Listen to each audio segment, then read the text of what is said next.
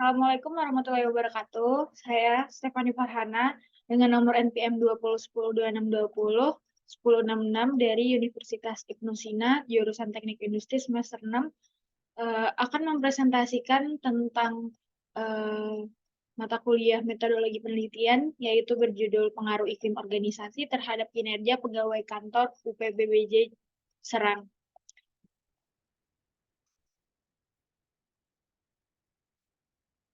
Di bab 1 ada latar belakang masalah. Dari hasil observasi yang dilakukan yaitu suasana kerja di lingkungan masih belum optimal, di antaranya penataan ruang kantor yang belum optimal dan iklim yang cenderung keras merupakan suatu masalah yang mungkin terjadi pada lingkungan kerja. Selain itu, berdasarkan penelitian bahwa pada kantor UPBJJ Serang juga ditemukan bahwa kinerja pegawai pada kantor tersebut dikatakan menurun akibat dari lingkungan kerja yang kurang mendukung. Di antaranya kebisingan. Mengingat pentingnya sumber daya manusia, maka setiap perusahaan harus memperlihatkan tingkat kemampuan yang dimiliki oleh para pegawai atau karyawannya. Di dalam perusahaan diperlakukan adanya kinerja yang tinggi untuk meningkatkan mutu dan kualitas produktivitasnya. Nah, di sini rumusan masalahnya. Yang pertama, apakah ada pengaruh iklim organisasi terhadap kinerja pegawai pada kantor UPBJJ UT Serang? Nah, yang kedua, apakah ada pengaruh lingkungan kerja terhadap kinerja pegawai pada kantor UPBJJ UT Serang? Penerapan dilakukan pada semua pegawai kantor UPBJJ Serang. Pengolahan dan analisa data hanya mencakup pengaruh iklim dan kinerja pegawai di kantor UPBJJ UT Serang. Tujuan dari laporan ini adalah untuk mengetahui data deskriptif asosiatif yang dibutuhkan dan untuk mengetahui seberapa banyak responden yang diketahui. Nah, yang kedua, penelitian dilakukan untuk mengetahui dan menganalisis pengaruh iklim organisasi dan lingkungan kerja terhadap kinerja pegawai kantor. Manfaat penelitian: dengan adanya laporan ini diharapkan mahasiswa mengetahui menambah pengetahuan dan wawasan penulis. Yang kedua, menambah ilmu penulis menggunakan aplikasi SPES versi 20. Dan mahasiswa dapat menambah pengetahuan dan keterampilan dalam menganalisa dan menarik kesimpulan. Landasan teorinya, yang pertama yaitu pengertian iklim organisasi. Menurut Paine dan Polk dalam Muhammad, iklim organisasi merupakan suatu konsep yang merefleksikan isi dan kekuatan dari nilai-nilai umum, norma, sikap, dan tingkah laku, dan perasaan anggota terhadap suatu sistem sosial. Menurut Lillewary, iklim organisasi diartikan sebagai pola-pola perilaku, sikap, dan perasaan yang ditampilkan berulang-ulang yang dijadikan sebagai karakteristik kehidupan organisasi. Nah, di sini ada penelitian yang terdahulu. Ada 4 contoh penelitian terdahulu, yaitu bisa dilihat di slide. Judul penelitiannya yang pertama itu pengaruh kompetensi iklim organisasi kepuasan kinerja pada tahun 2013. Yang kedua, pengaruh kepuasan kinerja terhadap kinerja karyawan pada tahun sekian. Yang ketiga, pengaruh iklim organisasi terhadap komitmen karyawan dengan kepuasan kerja sebagai variabel intervening pada tahun 2015.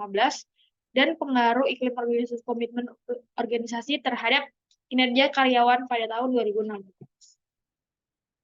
Yang di sini ada kerangka pikir. Perusahaan merupakan badan usaha yang menghasilkan barang atau jasa. Dalam kegiatannya, perusahaan terdiri dari banyak faktor. Salah satunya itu sumber daya manusia. Dalam suatu perusahaan, sumber daya manusia merupakan salah satu faktor yang sangat penting untuk suatu perusahaan dapat berjalan dengan baik. Waktu dan di bab 3 ada waktu dan tempat penelitian. Difokuskan di kantor UPBJ UT Serang. Waktu penelitian dilakukan di bulan Maret pada tahun 2022. Jenis data yang didapat adalah data primer dan sekunder. Di sini populasi dan sampel. Menurut Sugiono, populasi adalah wilayah generasi yang terdiri atas subjek yang mempunyai kualitas dan karakteristik yang tertentu. Sampel penelitian menurut Sugiono, sampel adalah bagian dari jumlah karakteristik yang dimiliki oleh populasi tersebut. Dalam penelitian ini, penulis menggunakan teknik pengambilan sampel menggunakan sampel jenuh.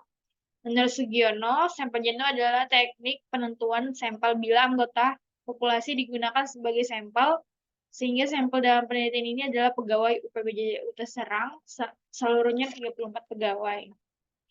Variabel dependent. juga disebut sebagai output dari variabel atau kata lainnya yaitu konsekuensial, yang adalah pengaruh yang hadir akibat adanya variabel bebas. Maka dari itu, variabel dependen disebut sebagai variabel yang pasti dipengaruhi oleh variabel independen. Fungsi dari adanya variabel dependen ini adalah agar dapat mengetahui pengaruh variabel independen dari sebuah pengamatan dan pengukuran. Nah, yang metode pengumpulan datanya yaitu menggunakan kuesioner. Tabel pengumpulan data yang digunakan dengan cara memberi seperangkat pertanyaan tertulis kepada responden untuk dijawab.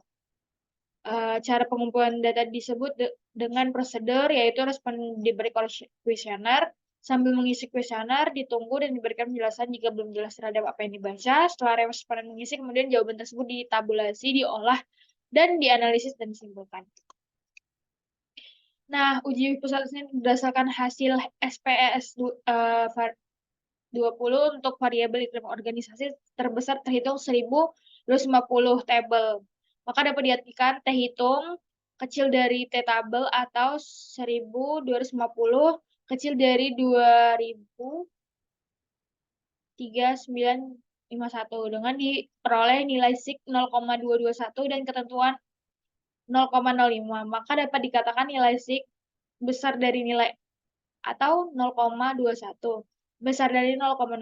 Hal ini berarti H1 ditolak dan H01 diterima, dengan kesimpulan bahwa tidak terdapat pengaruh signifikan terhadap variabel iklim organisasi terhadap kinerja pegawai. Uji F berdasarkan tabel 4.56 di atas. Hasil perhitungan diperoleh F hitung sebesar dan F tabel 3,30 pada tingkat signifikasi 0,05%. Dengan DF 1 sama dengan 2 dan DF2 sama dengan 31 sebesar 3,30. Karena F hitung kecil dari F tabel 7,037 besar dari 3,30, maka H03 diterima dan H3A ditolak. Hal ini ditunjukkan dengan nilai F hitung besar dari F tabel sebesar 7,037 besar dari 3,30 dengan signifikasi sebesar 0,003 kecil dari 0,05.